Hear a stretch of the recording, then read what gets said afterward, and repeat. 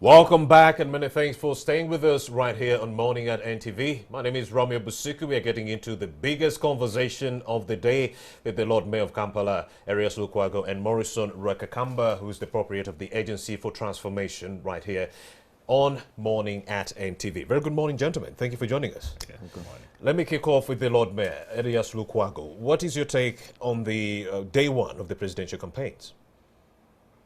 What was your major observation? Well, I've not seen campaigns taking place because ordinarily what should happen is an environment where you have candidates interfacing with the electorate, but it's not happening. Save in cases where you have General Museveni talking as a head of state. I watched him last night, was not campaigning at all. He was actually talking like a sitting president, a head of state, explaining what they are doing and what the state. And he was not phased at all that there are campaigns, there are people who are taking him on and whatnot. And on the other side, his opponents were facing it rough, being smoked from wherever they are. They went out to campaign. Poor in Teso, his journey was a nightmare, right from Jinja up to Soroti. It was tear gas all over. Bobby Wine, Honorable Kyagulanyi, it was the same story as he was traveling to Arua, being intercepted here now and again. And there was no clear cut, arrangement which is clear that you see you are going to meet the electorate, this is what is going to happen, and this is the program, and so on and so forth.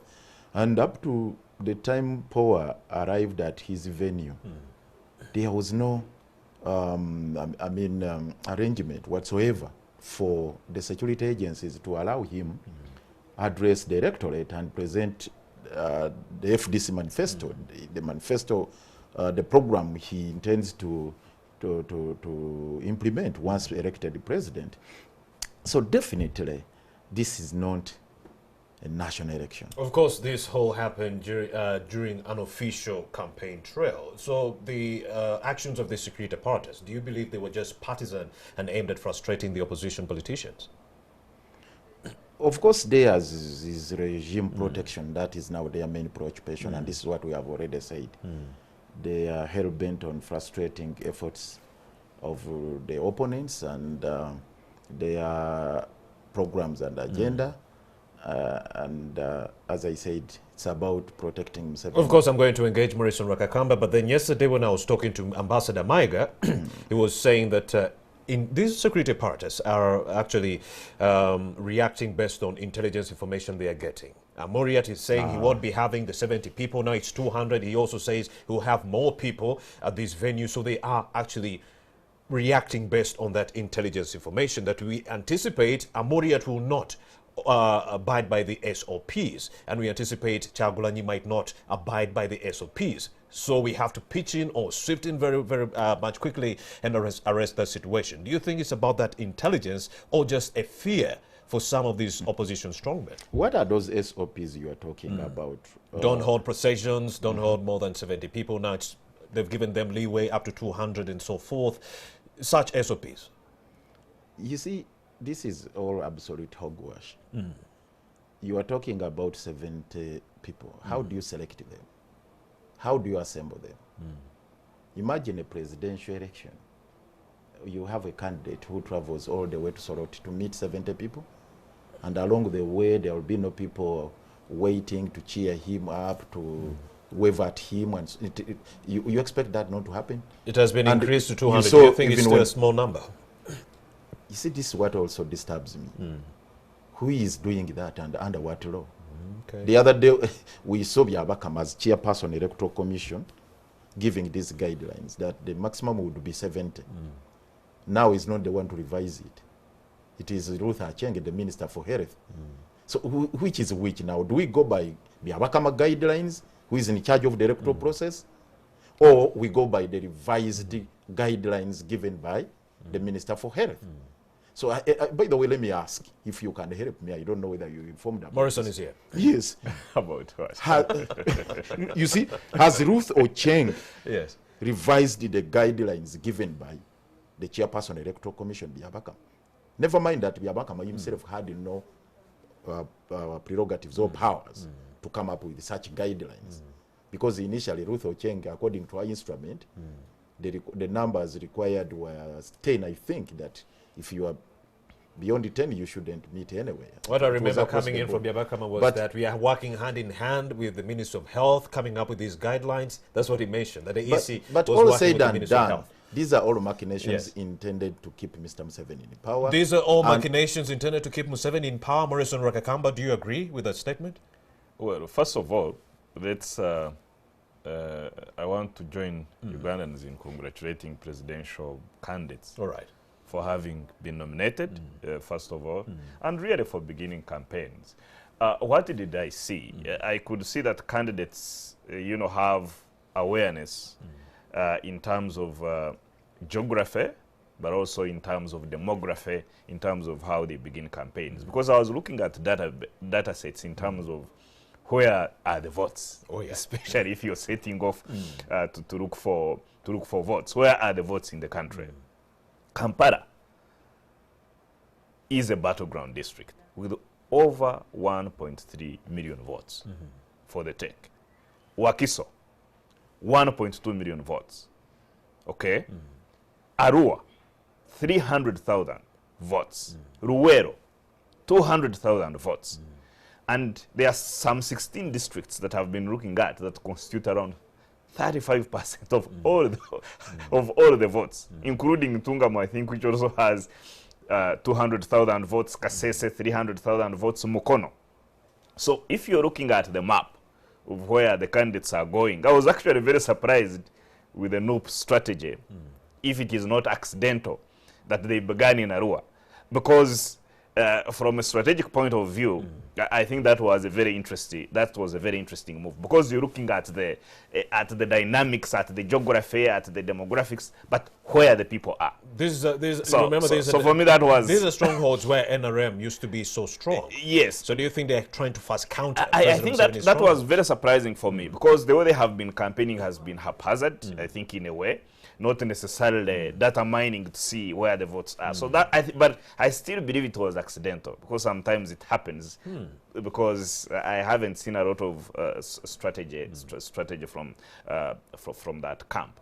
But to Lord Mayor's point, I think when candidates were nominated, I think President Museveni came out really very, very strong in terms of addressing the country and refocusing it on the issue of COVID and saying this is a clear and present danger. Relatives, friends, families are losing people. So Ugandans should not remove the eyeballs from this COVID problem. And it reminded me of Julius Nyerere's talk some time back when he was talking about President Museveni, where he said that you may disagree with the President Museveni policies. You may disagree with Museveni's principles. You may not even like Museveni as the person. But there is one thing that is not in doubt, that President Museveni is a very, very serious person. And I think on that day, at the launch of Manifesto, he really combined what you would call power and purpose. So therefore, to that extent, I was very surprised and disappointed in the way the police, some elements in the police, handled again on the second of nomination, handled the entire process. You could see that they shifted the messaging through some of those acts which I really felt were unnecessary in terms of tear gassing and clobbering people and some of those individuals in the police. So they moved the country away from this good message of President Museveni's manifesto to now the chaos. Indeed. You see, to the melancholy and the pain, that was happening, where a presidential candidate is lifted and, appears, barefoot. So I think those scenes, we should see less of those situations. They happened during some other regimes in the police. This is not what we should be expecting at this time. But then this is what we've been seeing at least since 1996, Mr. Morrison. Yeah. It's not something that is that started happening yesterday. Paul Semogerere's people were stoned by Museveni's supporters. 2001, Besigye beaten up very badly. Which was very unfortunate. 2006, 2011, 2016. Fast forward 2021. So the point I'm trying to make is that the trend line where we are, you have a country that has taken off. If you look at the economic data sets that we have, save for the pain of the public debt, which I think is still problematic. But this is the country that is heading towards the cruising point. Right. Okay? So when that is happening, and then the country that is united, that is, peaceful from east to west, south to north, everybody doing their businesses. Okay?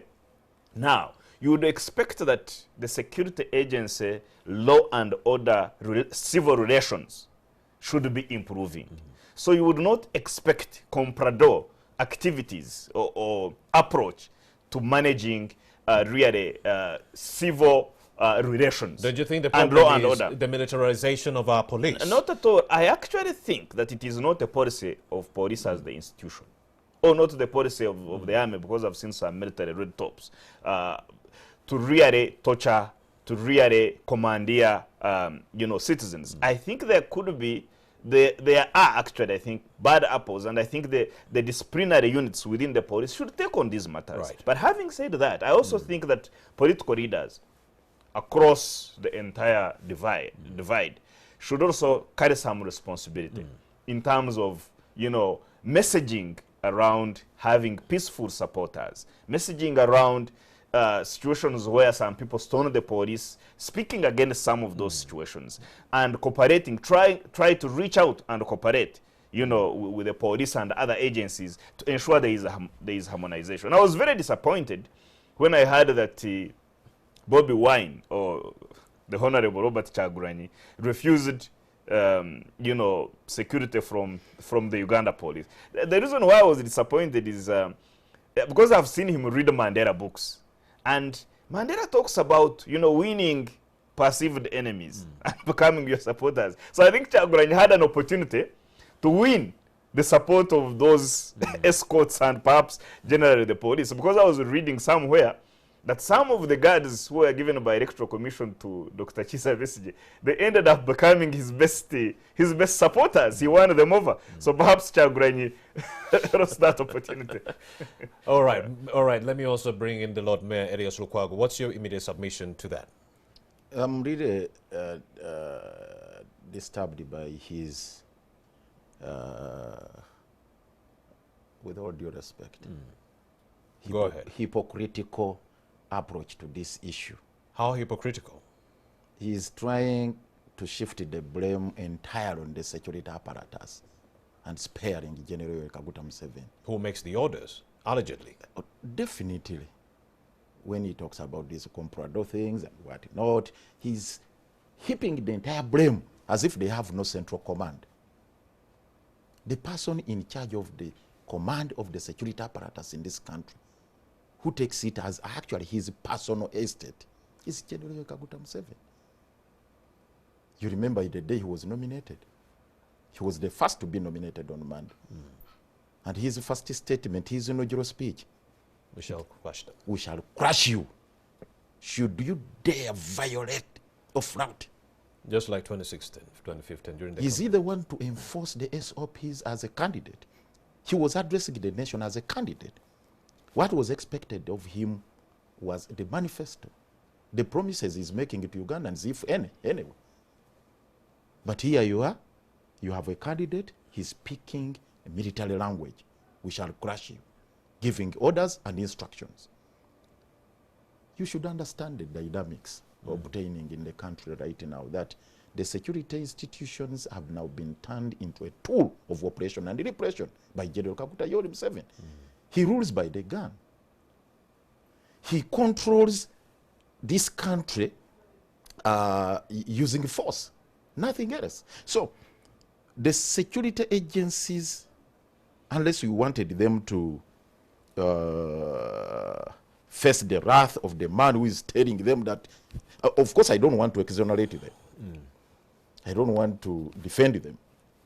But we have to appreciate the fact that they are acting under instructions of General Kaguta Yoweri Museveni.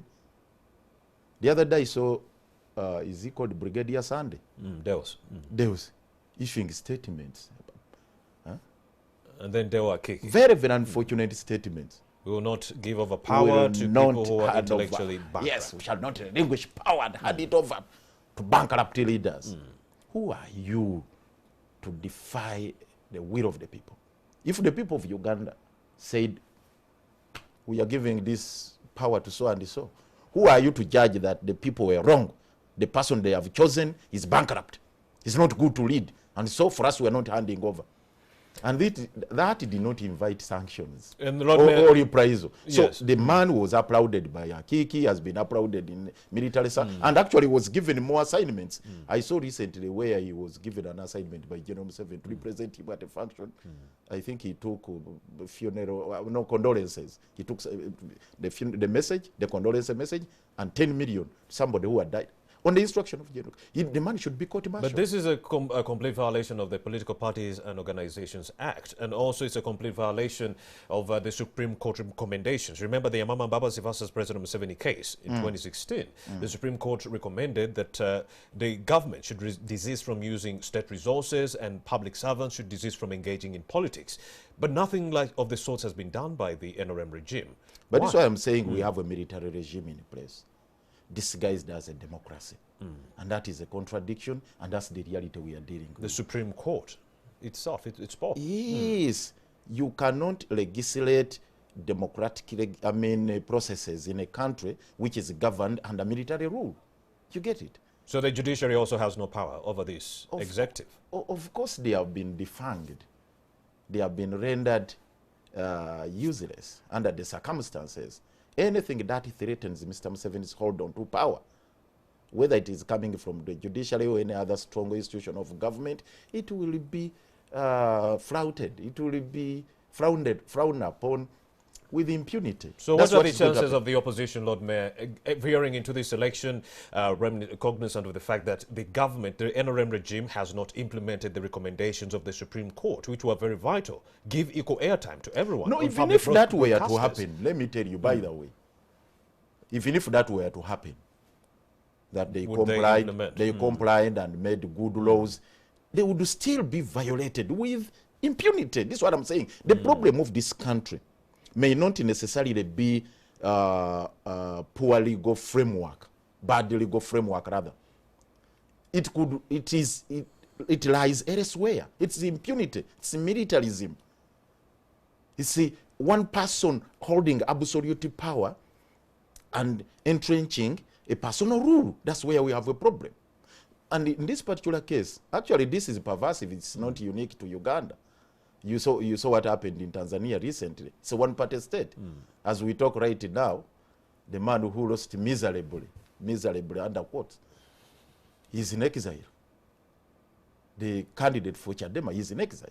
But Magufuli is celebrating that we won. In Cote d'Ivoire, they had to boycott. In Guinea, what happened, you know the story. What is happening in Ivory Coast? Ivory Coast. Ouattara. Yes. Alassane Ouattara, and the way he treated the opposition. So, these are pariah states. You have a general who is in charge of his personal estate. We have all been subdued. So this is not only a Ugandan problem, but an African problem overall. Leaders Generally don't want to relinquish speaking, power. save a few pockets here and there, you can have some glimmer of like Ghana. Like Ghana or whatever. There are very, very few pockets on the African continent. But what epitomizes what we are talking about, the ugly face of this militarism, you'll find it here in Uganda. The ugliest, it's here in Uganda. Because right now, you have a person who has been in power for the last 35 years. He came by the barrel of the gun. He's holding on to power using the same means, and he's still counting. He's giving some pseudo-democracy of saying that there is competition and what. Even where circumstances would warrant extension of the elections, postponement rather, for some period. Because like in this particular case, we have a constitutional test, constitutional standard under Article 62, that we must have a free and fair election. Actually, the Electoral Commission is mandated to organize a free and fair election. Now ask me, or if I may ask a rhetorical question, Mr. Rwakakamba. He's going to answer. A rhetorical one. Under the prevailing circumstances, where you have all these obnoxious restrictions, draconian measures to curtail interface with the electorate, clobbering of the opposition, tear gassing the candidates. We have 65 days of campaign in a country where you have 46 districts and so on and so forth. In 1996, honestly, it was less than 35 days. No, but should we use that as a standard? Is that the yardstick? Really. That can't be the case. So I'm asking the rhetorical question. I'm asking, why now do we have the Constitution, which provides for a free and fair election? Well, first of all, we need to be very clear that even in the circumstances, and there are no perfect circumstances in the world, all of the seats in this country are not occupied by the party called NRM, where President Museveni is the chairman. But the runners up, the FDC only have 35 seats. The NRM has 293. And the road mayor, close. The road mayor is actually expected to win in Kampala. And I am very optimistic that he's my winning by defiance. Of course, Kampala is an opposition stronghold. I mean, no.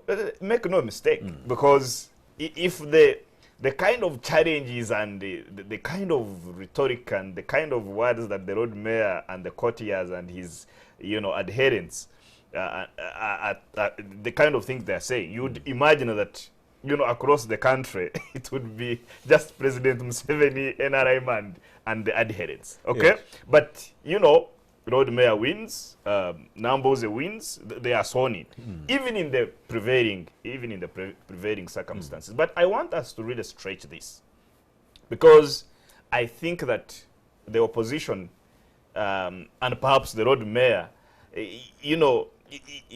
is shaking and suffering from Museveni mania. Like the whole situation is around Museveni, the military leader, and I think the broader aspects of citizenship are actually, put behind, where I think the problem is. And I actually agree with the message that the issue should be about this citizen activism and action about improving our democracy. And I was reading this paper from the citizen activism. Yes, okay, go ahead, but I'll get you on that. Because I was reading this newspaper, the Daily Monitor, which is part of the Nation Media Group. And they are writing and saying that the policeman who tormented Bob Wine is unveiled. So there is personal responsibility. And beyond, what President Museveni controls really or not. And when I was reading that, I remembered the professor, when we were doing a master's, told us about a man called Yerudia Nombasi. Yerudia Nombasi was like a commander of most of all these forces during the Mobutu time. He caused mayhem in the Democratic Republic of Congo. At the time, it was called Zaire. So when ICC picked him up, the defense of Yerudia Nombasi was that he was following, orders from above. But the ruling at the time was that you, Yerudia Nombasi, you had a personal responsibility.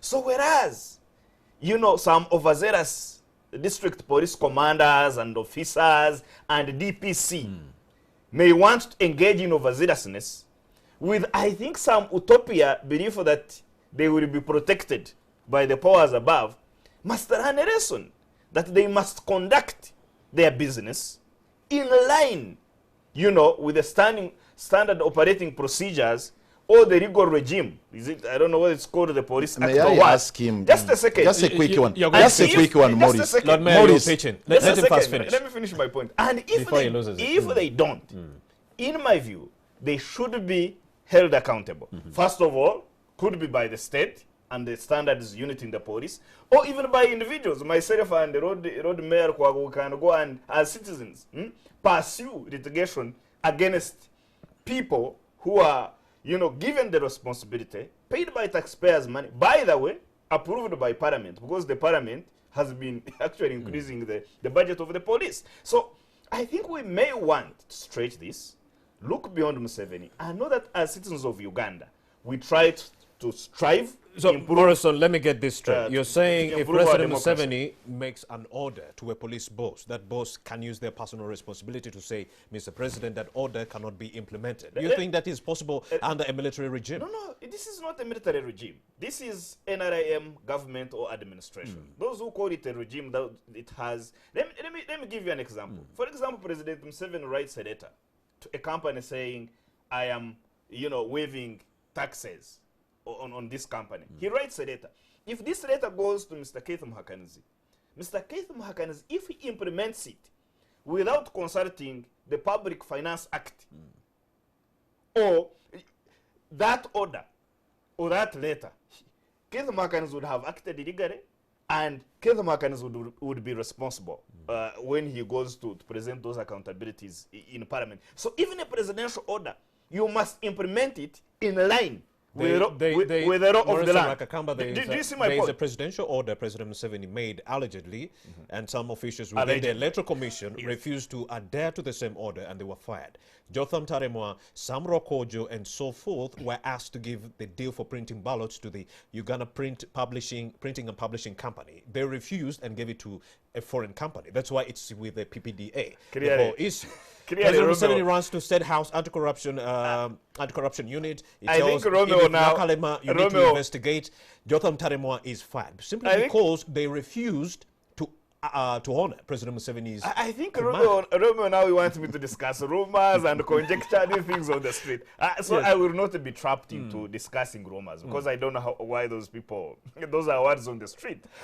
So I don't want to discuss conjecture and rumors. But the what bigger explains point- their but the- retirement? What I explains don't know. But the Taremu and Rwakakamba? I don't know. The bigger point I'm making is that there is individual responsibility when you are in a public office, okay, to be able to implement orders in line with the law. If you deviate from the law, by the way, you'll be alone in that court and in Ruzira. And I'm really speaking directly to the civil servants, to public officials.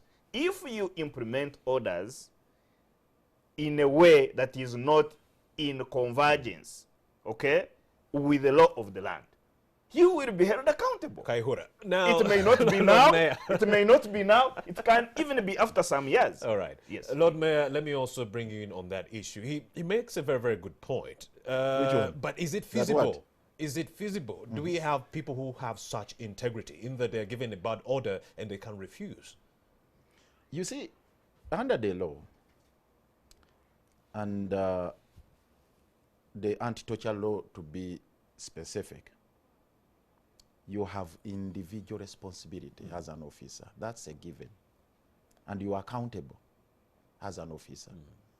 The presumption under that law is that you are obliged to receive and implement lawful orders, and you can defy unlawful orders. Should you dare comply with unlawful orders, you invite individual accountability. Like what happened to Kaihura? That is the principle.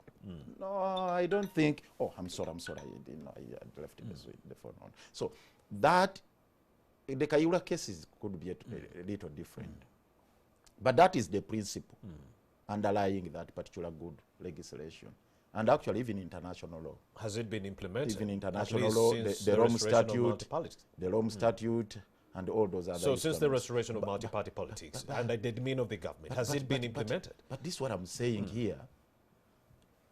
Here, what we are talking about is a totally different environment, where you have the law on the one side and what is happening in practice totally different. I doubt whether even in the mind of General Kaguta Museveni there is such a thing like individual responsibility. I don't think it happens. For him, he believes that this is the relationship there is between him and the people of Uganda is a master-slave relationship.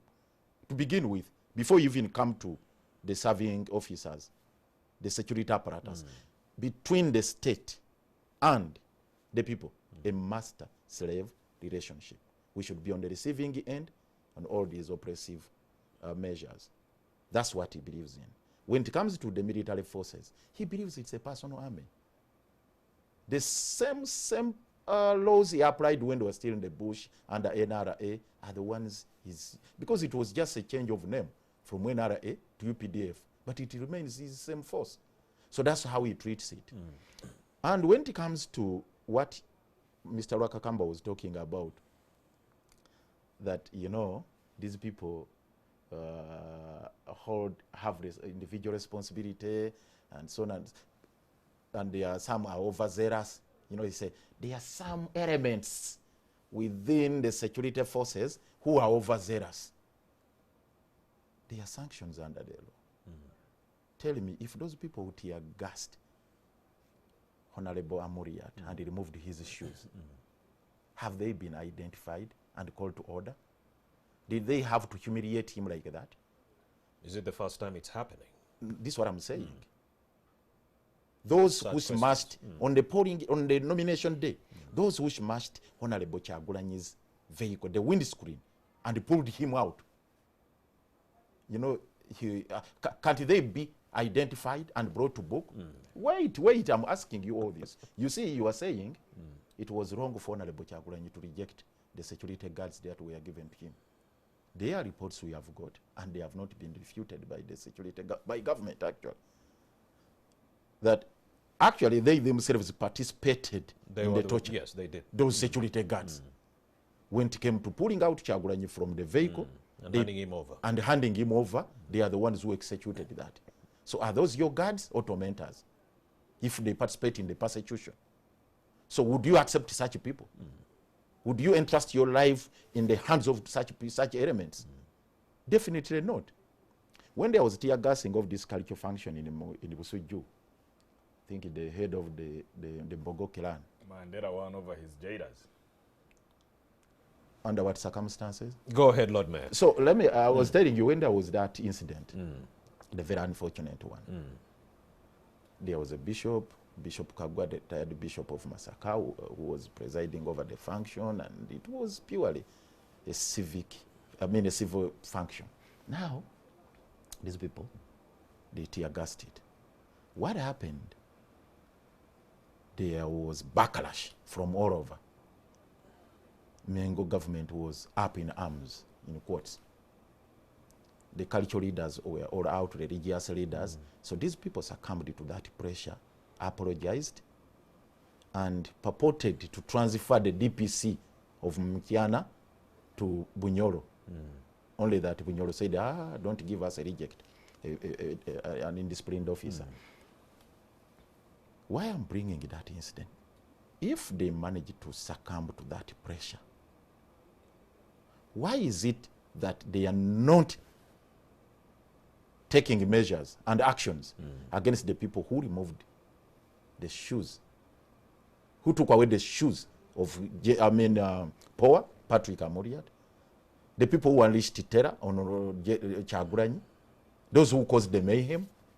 It's because it was sanctioned from above. No, you get it? Persecution, where they go wrong without the sanctioning of above, there the action can be taken. Not in this particular case. Lord Mayor and Morrison Rwakakamba, I would like to switch this conversation a little bit. Just a quick before one. you do, I'll just give you a preamble on what I want us to talk about. The violence in the Uganda's elections. Since 1996, we've noticed violence in our elections. So we want to know what is causing this violent nature of our elections. If you look at some of the literature that is being written, they contend that it's in the nature of the NRM to be violent, because that's the way they came into power. I want to interrogate these statements, because they say it's the way the NRM came into power, and they continue to consolidate themselves in power using those violent tendencies. That's why we saw violence in 96, 2001, 2006, 2011, 2016.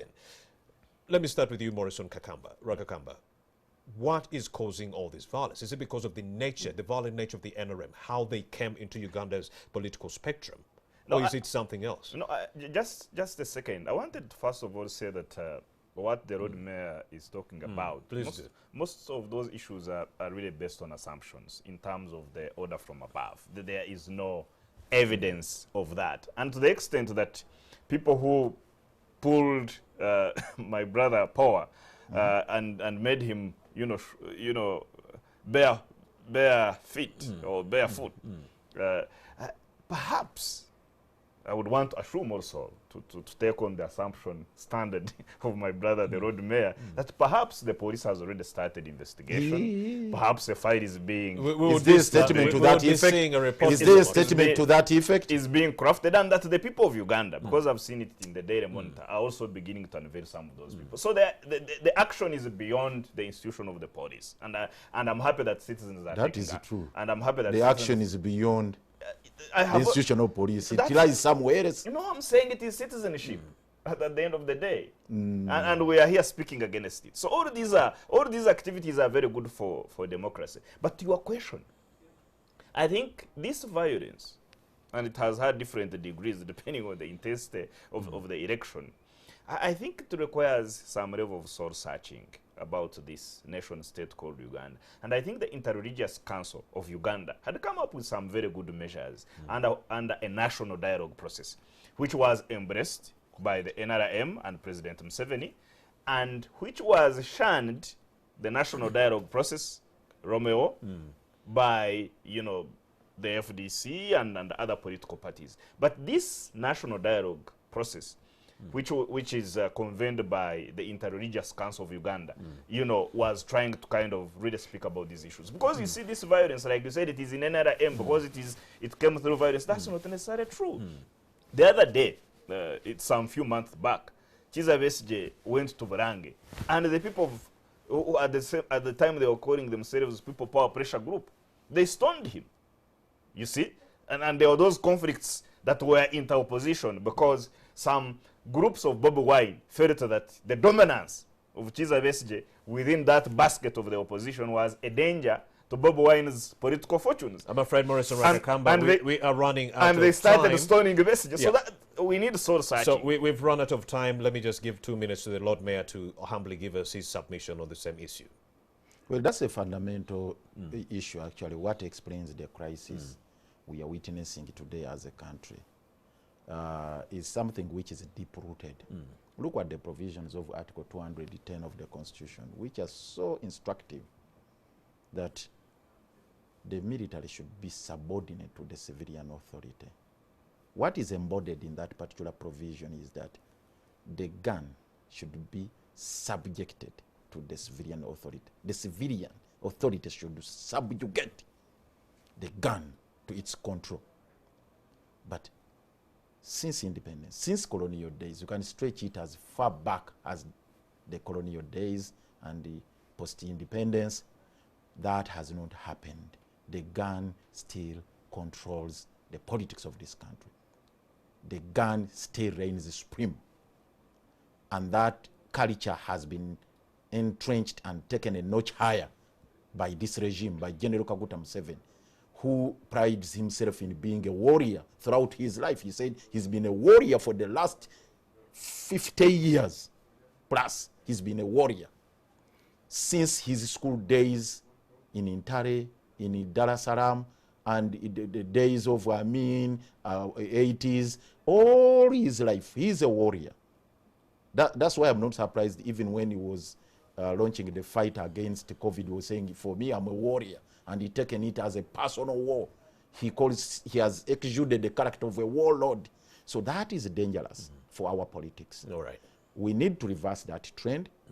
Not through the soul searching you are talking about is important. All right. But civic awareness is paramount so that people get to understand that they need to have the gun under their control. Yeah. Lord Mayor of Kampala, Areas Lukwago, and Morrison Rwakakamba, the proprietor of the Agency for Transformation, many thanks for having made the time to speak to us right here on Morning at NTV. You're still watching Morning at NTV. Let's take a very short breather. We'll be right back. Very, very short one.